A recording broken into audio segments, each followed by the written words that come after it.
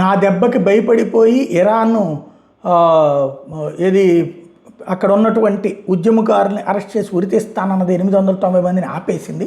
కాబట్టి ఇప్పుడు దాడి చేయట్లేదని ట్రంప్ చెప్తే అసలు నువ్వెవడరా గన్నాయి అంటున్నాడు కొమైని. తాజాగా ఘాట్ అయినటువంటి వ్యాఖ్యలు చేసుకొచ్చారు. అమెరికా అధ్యక్షుడు డొనాల్డ్ ట్రంప్ నేరస్తుడంటూ కొమైని మండిపడ్డారు. మా దేశంలో తిరుగుబాట్ల వెనక అమెరికా అధ్యక్షుడు స్వయంగా ఆజ్యం పోశాడు, విద్రోహ శక్తులకు మద్దతు ఇచ్చాడంటూ తన దేశానికి సంబంధించిన టెలివిజన్లో ప్రసంగించాడు. ఎవరిని వదిలిపెట్టం, మేమేం ప్రణాళిక రచించుకోలేదు, కానీ దేశాన్ని యుద్ధంగా దిశగా తీసుకెళ్ళము.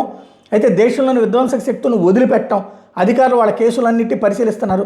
దేశంలోని వీళ్ళకంటే విదేశీ విధ్వంసకారులు అత్యంత ప్రమాదకరంగా ఉన్నారు అంటూ ఖమేనీ చెప్పుకొచ్చారు. ఇరాన్ మీద సానుకూల స్వరంతో ట్రంప్ మాట్లాడిన మరుసటి రోజే ఈ మాట చెప్పుకురావడం అన్నది ఒక విశేషం.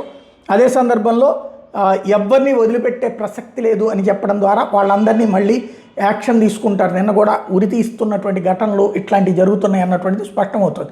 అమెరికాని నమ్ముకుని ఉద్యమాలతో రోడ్డెక్కినటువంటి వాళ్ళని అమెరికా కాడు వదిలేస్తే ఇరాన్ వాళ్ళ ప్రాణాలు తీస్తోంది.